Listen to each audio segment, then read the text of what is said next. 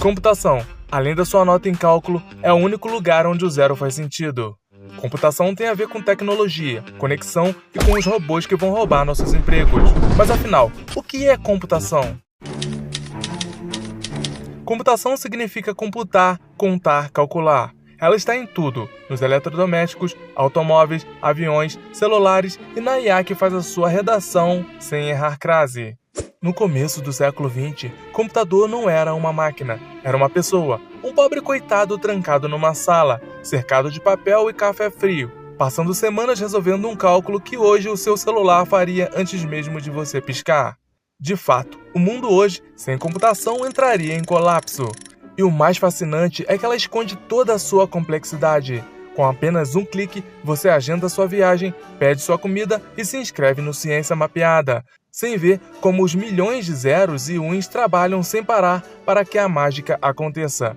Neste vídeo, eu vou te mostrar como tudo isso se conecta, abordando os principais tópicos da computação, explorando áreas como engenharia e ciência da computação, ciência de dados, sistemas de informação e outras. Mas relaxa, esse vídeo também serve para você que foi pego pelo algoritmo e não faz a menor ideia do que está fazendo aqui. Bem como para você que só quer entender como funciona o belíssimo mundo da computação.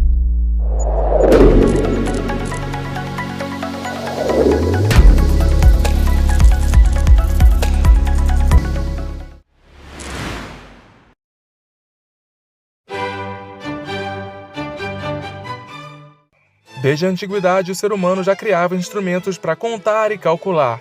O ábaco, usado há mais de 2000 anos, já era uma forma de computador manual. No século XVII, inventores como Pascal e Leibniz criaram as primeiras máquinas mecânicas de calcular. Eram engenhocas complexas, mas que já mostravam a ideia de que máquinas já podiam automatizar o raciocínio matemático. No século XIX, quando a galera ainda escrevia carta com pena de ganso, surgia Charles Babbage, o pai da computação. Ele projetou uma máquina analítica que tinha memória, unidade de processamento e até instruções programáveis. Ao lado dele, uma mulher de QI elevado chamada Ada Lovelace escreveu o primeiro algoritmo, tornando-se a primeira programadora da história da humanidade. Mas a tecnologia da época não permitiu que o projeto saísse do papel. Afinal, era difícil rodar um programa quando nem tomada existia. Mas o verdadeiro salto tecnológico aconteceu no século XX, com a Segunda Guerra Mundial. Afinal, quando o assunto é guerra, perder tempo fazendo conta no lápis poderia custar a vida.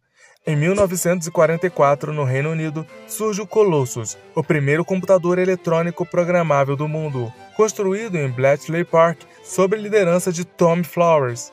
Criado para decifrar mensagens codificadas pelos nazistas, o Colossus usava mais de 2.500 válvulas eletrônicas. A ideia era antecipar e prever movimentos de guerra, porque ninguém merece descobrir que está sendo atacado com um míssil batendo a porta. Paralelamente, Alan Turing trabalhava na quebra da máquina Enigma, aplicando na prática as ideias de sua máquina, um modelo teórico capaz de simular qualquer algoritmo. Durante a guerra, sua lógica ajudou a decifrar códigos e antecipar ataques, provando que a matemática podia literalmente salvar vidas. Foi nesse ponto que a computação deixou de ser um passatempo de gênios excêntricos e virou coisa séria de verdade. Depois da guerra, a computação saiu do campo militar e entrou na vida civil. Nos anos de 1950, os transistores substituíram as válvulas, deixando os computadores menores e menos barulhentos. Nos anos de 1970, os microprocessadores deram origem aos computadores pessoais, com marcas como a Apple, IBM e Microsoft. Nos anos de 1980 e 1990, software e internet conectaram o mundo. A partir dos anos 2000, a computação ficou móvel e inteligente, com smartphone, nuvem e IA, sem os quais parecemos cracudos descontrolados. Isso transformou a nossa rotina e evoluiu cada vez mais rápido. E é justamente nessa era da internet moderna que navegadores como o Opera começaram a conectar tudo de forma rápida, segura e interativa. Graças ao Opera, eu acesso aos principais serviços de streaming integrado ao navegador. Ligo uma música clássica de fundo no YouTube Music, pois é isso que aumenta a minha produtividade. E eu posso mover esse player até para fora do navegador, Quando estou navegando por várias referências, o Opera mostra um traço embaixo das abas, indicando quais foram abertas recentemente. Assim, eu não me perco no meio de dezenas de abas sobre história da computação, linguagens ou inteligência artificial. Quanto mais escuro o traço, mais recente foi a pesquisa. Eu também organizo as minhas pesquisas usando as ilhas de abas. Eu posso juntar as abas do mesmo assunto formando uma ilha, que é indicada por esse tracinho colorido na vertical. Cada traço desse é um assunto da computação diferente. Impossível me perder com essa organização. Agora, uma das coisas que mais facilita a minha vida é poder dividir a tela. Posso deixar um PDF sobre algoritmos de um lado, do outro, um editor de texto onde escrevo o roteiro. Não preciso abrir duas janelas, tudo acontece na mesma interface. Mas o melhor mesmo é poder utilizar a área, inteligência artificial integrada ao navegador. Você pode acessá-la utilizando Ctrl+Shift+7 ou Command+Shift+7 no Mac. Por exemplo, área. Quais são as áreas da computação que mais crescem no Brasil? Pronto, já tenho a resposta sem sair do fluxo de escrita. E eu também posso trazer a imagem de um hardware e ela identifica para mim. Gostou de como o Opera me ajuda? Clique no link fixado nos comentários ou na descrição do vídeo e baixe agora mesmo a nova versão do Opera gratuitamente. Bem, em resumo, a computação evoluiu de máquinas gigantes e lentas para aparelhos ultra rápidos que cabem em nosso bolso. Mas afinal, o que exatamente é um computador? Um computador é uma máquina feita para receber informações, processá-las e devolver um resultado. É como se fosse uma cozinha de fast food. Você faz um pedido, o cozinheiro prepara o lanche e o atendente te entrega o pedido pronto. Ele é uma máquina capaz de executar uma sequência finita de instruções. Essa sequência é chamada de algoritmo. Cada linha representa uma ação. Depois de executada, ela vai para a próxima, até concluir. Assim como no fast food, se você pedir errado, vem coisa estranha. E se o cozinheiro estiver sobrecarregado, o pedido demora a sair. E se o pedido não chegar por algum motivo desconhecido, temos um bug. O computador funciona graças a uma parte física, hardware, e uma parte lógica, software. O hardware é tudo que você pode tocar: teclado, mouse, monitor, placa-mãe, etc. É o corpo da máquina. Já o software é a parte invisível, os programas, sistemas, aplicativos, tipo um WhatsApp ou Telegram. O software diz ao hardware o que fazer. É como se fosse a mente. Juntos, eles formam a dupla perfeita. O corpo sem a mente não faz nada, e a mente sem o corpo não tem onde morar. Resumindo, o computador é uma máquina que processa informações. Hardware é aquilo que você joga na parede quando tá putaço, e software é o que você xinga quando a máquina trava do nada.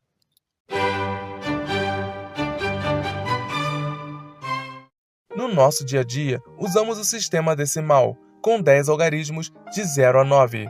Com esses números, podemos criar combinações infinitas, mas o computador é mais simples. Ele só entende 0 e 1. Por isso chamamos de sistema binário. Se fosse 0, 1 e 2, seria sistema ternário. Com 0, 1, 2 e 3, quaternário. Mas os computadores só precisam de 2 porque eles trabalham com circuitos que estão ligados ou desligados. Como assim? Computadores falam a língua dos bits. Um bit é a menor unidade de informação, que pode ser 0 ou 1. Fisicamente, esse 0 ou 1 representa um sinal elétrico dentro de um componente eletrônico chamado transistor. Ele funciona como se fosse um interruptor muito pequeno, ligado ou desligado. Imagine esses transistores como se fossem lâmpadas enfileiradas. Onde está desligado, o bit é 0. Onde está ligado, o bit é 1. A combinação de 8 bits corresponde a 1 byte, e esse byte pode representar uma informação. Por convenção, 01000001 é a letra A maiúscula, e 0110001 é a letra A minúscula. Mas como o computador sabe disso? É aí que entra o ASCII-2, uma tabela criada para padronizar a relação entre números e caracteres. Nela, cada letra, número ou símbolo recebe um valor numérico específico. Por exemplo, A maiúsculo corresponde ao número 65 e a letra A minúscula ao número 97, e assim por diante. Esse número, convertido em binário, é o que o computador armazena e usa para exibir os caracteres corretamente na tela. E o que acontece quando você digita a tecla A no teclado? De forma simples, ao pressionar a tecla, naquela posição, o circuito fecha e gera um código chamado scan code, que é enviado ao processador. O sistema operacional interpreta esse código consultando a tabela ASCII2 e identifica a letra A. Internamente, ela passa a ser representada pelo número 97, ou, em binário, 011-00001. É essa tradução que permite que o caractere apareça corretamente na tela. Mas como um número decimal se transforma em binário? Bem, basta dividi-lo sucessivamente por 2 e anotar os restos. No caso do 97, 97 dividido por 2 é igual a 48, resto 1. Para quem não lembra, resto é o que sobra. Se fossem 97 maçãs dividido para 2 pessoas, cada pessoa teria 48 maçãs e iria sobrar uma. É isso que chamamos de resto. Continuando, 48 dividido para 2 é igual a 24, resto 0. 24 dividido por 2 é 12, resto 0. 12 por 2, 6, resto 0. 6 por 2, 3, resto 0. 3 por 2 é igual a 1, e o resto, nesse caso, é 1. E por fim, 1, neste caso, não dá para dividir por 2, logo é igual a 0, e o resto é 1. Agora, finalmente, é só ler esses restos de baixo para cima. 1100001. Como trabalhamos com 8 bits, adicionamos um 0 na frente e temos 0110001, que é justamente a letra A em binário. Além do binário, existe o hexadecimal, que é um sistema de base 16. O hexadecimal é útil porque resume longas sequências de bits em números mais curtos e fáceis de ler. Tudo no computador se resume a 0 e 1s, transformados em bytes que podem ser letras, números, imagens ou sons. E enquanto o computador processa bits, interpreta ASCII2 e hexadecimal e exibe tudo bonitinho na tela, você continua achando que apertar um botão é magia e, de certa forma, é mesmo.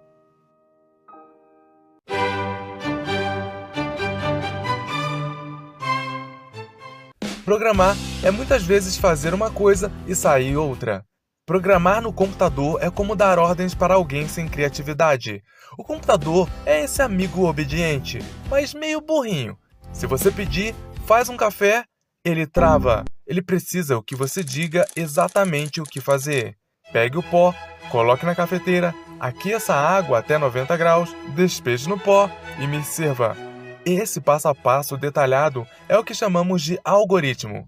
É daí que nasce a lógica de programação. Programar bem é saber quebrar um problema em várias etapas. Porém, como ele é burro, se você errar um ponto e uma vírgula, ele não entende. Daí a necessidade de estudar e se adaptar às linguagens de programação. Uma das linguagens mais importantes é o C. Por quê? Porque ele é como um latim da computação. Não é a língua que todo mundo fala no dia a dia, mas está na raiz de muitas outras linguagens modernas, como Java, Python, etc. Quem entende C entende melhor como o computador funciona por dentro. O C é estruturado e direto. Todo programa começa de forma organizada. Você inclui bibliotecas, que são coleções de comandos prontos, define a função principal, main, escreve seus comandos dentro dela e finaliza com um return zero, que é simplesmente o computador dizendo: ok, terminei tudo. Se eu quiser que o computador pergunte o seu nome e dê um recado, em C, fazemos isso com variáveis e a função scanf. Ela ficaria assim. Isso parece mais confuso do que uma luta de boxe, mas vamos entender linha por linha. Aqui é a biblioteca. Ela contém as funções prontas como printf, para mostrar coisas na tela, ou scanf, para ler coisas digitadas. Sem ela, o programa não saberia como interagir com você. Agora, todo programa em C precisa de uma função principal chamada main. É como o ponto de partida. Quando você executa o programa, ela começa aqui. O int indica que essa função vai retornar um número inteiro no final, normalmente 0 se deu tudo certo. Agora, quando você escrever o seu nome, essa função precisará ser guardada. Essa memória para guardar informações é chamada de variável. Então, aqui criamos uma variável chamada nome. Char significa que vamos guardar caracteres, letras. 50 define que ela pode armazenar até 49 letras mais uma posição extra para o caractere nulo, que indica o fim do texto em C. Ou seja, estamos reservando espaço para guardar o nome que a pessoa digitar. E eu espero sinceramente que o nome da pessoa não tenha mais de 49 letras. Printf é a função que imprime o texto na tela. Neste caso, o programa vai perguntar: qual é o seu nome? O espaço no final é só para deixar bonito, para o cursor não ficar colado na frase. Agora, o scanf lê a entrada digitada pelo usuário. Esse símbolo de percentual %S, entre aspas, indica que esperamos uma string, sequência de caracteres. Nome é a variável onde essa sequência será guardada. Assim, se você digitar Maria, essa palavra vai ser armazenada dentro da variável nome. Aqui, outro printf, mas agora com formatação. O percentual %S funciona como um espaço reservado dentro da frase. Depois da vírgula, colocamos nome, que será encaixado no lugar do símbolo percentual %S. Se o usuário digitou Maria, a frase será: se inscreva no canal, Maria. O /N serve para pular uma linha depois da mensagem. Return zero é o jeito educado do programa dizer ao sistema: tudo certo, pode desligar a luz que eu já saí. A chave fecha a função main. E pronto, o programa terminou. E já que encerramos esse capítulo, eu espero que você se inscreva no canal, mesmo que seu nome não seja Maria.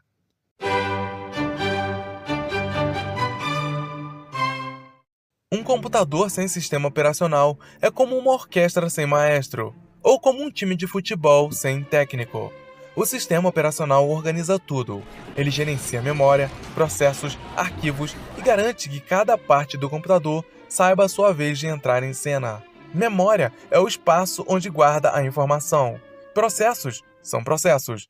E arquivos são dados permanentes. Quando você clica em um programa como UpDF, por exemplo, o sistema operacional executa as etapas. Primeiro, ele reserva um espaço de memória virtual para o programa rodar, a memória RAM. Segundo, organiza a fila para o programa usar o processador, CPU, e realizar as tarefas. Terceiro, acha seus arquivos, no HD, SSD ou na nuvem.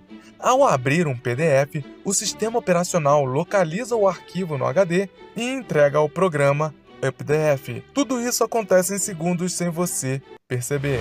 A UpDF é tipo o sistema operacional dos PDFs. Ao abrir o programa, na parte de ferramentas, tem as funções básicas de leitor e editor de texto. Ela lê, traduz, organiza e anota seus arquivos com um visual muito mais leve e moderno. Aqui, você tem o diferencial de abrir o programa com uma conta única no Windows, Mac, iOS e Android, se for o caso. A UpDF possui uma inteligência artificial integrada. Esse recurso conta com o DeepSeek e o GPT atual. Basta clicar neste ícone que você pode literalmente conversar com o arquivo. Pedir para a IA destrinchar um texto difícil usando a nova função Deep Research, que tem acesso a fontes de altíssima qualidade. Além disso, criar anotações inteligentes e até transformar um artigo técnico em um resumo visual pronto para estudar. No meu caso, que preciso entender e mapear informações o tempo inteiro, esse recurso faz todo sentido. Transformar várias páginas em apenas uma em forma de mapa com apenas um clique. Isso é realmente incrível. É rápido, bonito, possui assinatura digital e custa apenas 1/6 do preço do Acrobat. Agora, a UpDF está com uma oferta especial de Halloween, só que é por tempo limitado. Clique no meu link e aproveite, o editor que vai transformar a sua rotina em produtividade. Em resumo, o sistema operacional é como aquele colega da escola que organizava o grupo inteiro no trabalho. Sem ele, o PowerPoint não ficava pronto, o cartaz ficava torto e ninguém entregava nada. Só que o sistema operacional não ganha nota e nem crédito. E é exatamente por isso que precisamos de uma arquitetura de software para que todos os programas, processos e funções se organizem de forma eficiente, sem brigas ou confusões.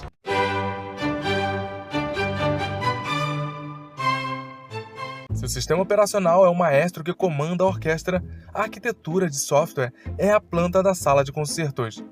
Ela decide onde cada instrumento toca, Ou melhor, como cada parte de software se organiza para tudo funcionar em harmonia. O código é dividido em camadas: a de apresentação, que é o que o usuário vê, a de lógica de negócio, onde as decisões e as regras acontecem, e a de dados, que guarda e busca as informações. É como um prédio: recepção, escritórios e arquivo. Cada andar com sua função para não virar bagunça. Na comunicação de rede, o modelo cliente-servidor é tipo um restaurante. O servidor cozinha o resultado e devolve prontinho. E no meio disso tudo estão os APIs, os garçons digitais que levam e trazem dados sem deixar ninguém ver a receita do chefe. No fim das contas, a arquitetura é o que impede o sistema de virar uma orquestra desafinada. Ou pior, um grupo de desenvolvedores tocando cada um uma música diferente.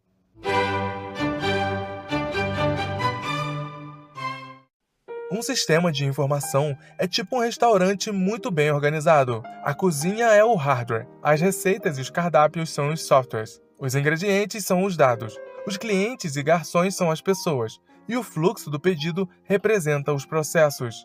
Tudo isso trabalha junto para transformar dados crus em informações úteis, aquelas que ajudam na tomada de decisão. Existem vários tipos. O TPS registra as operações do dia a dia, o MES gera relatórios para os gerentes, o DSS analisa dados e sugere cenários, e o ESS dá uma visão geral para os executivos. O sistema de informação é o que evita que a empresa vire uma cozinha caótica, ou um restaurante onde todo mundo pede o mesmo prato e ninguém sabe quem está cozinhando.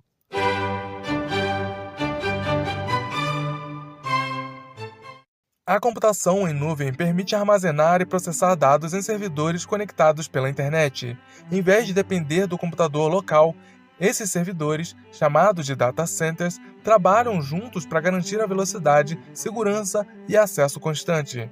Quando usamos serviços como Netflix ou Google Drive, nosso dispositivo só envia a solicitação. O processo e o armazenamento acontecem na nuvem. Isso reduz custos, aumenta o desempenho e permite acessar tudo de qualquer lugar, em qualquer dispositivo. A nuvem processa tudo rápido, embora não resolva problemas de procrastinação. Há diversos cursos no Brasil que exploram esses tópicos apresentados aqui. Na engenharia da computação, o foco é o hardware, eletrônica, sistemas embarcados e arquitetura de computadores. Tudo que faz a máquina funcionar por dentro. Na ciência da computação, o importante são os algoritmos, programação, estrutura de dados, sistemas operacionais e inteligência artificial. Basicamente, entender e criar softwares eficientes. Já na ciência de dados, o essencial é a estatística, análise de dados, machine learning e visualização. É onde se transforma números em decisões. E em sistemas de informação, o destaque vai para a integração de hardware, software, processos e pessoas, criando sistemas que integram informações úteis para empresas e organizações. Em resumo, a tecnologia conecta tudo, criando serviços eficientes, personalizados e oportunidades enormes. E mesmo que apertar um botão ainda pareça magia, agora você sabe que por trás dele existe um mundo inteiro da computação trabalhando para você. Muito obrigado por assistir, um abraço e até o próximo vídeo.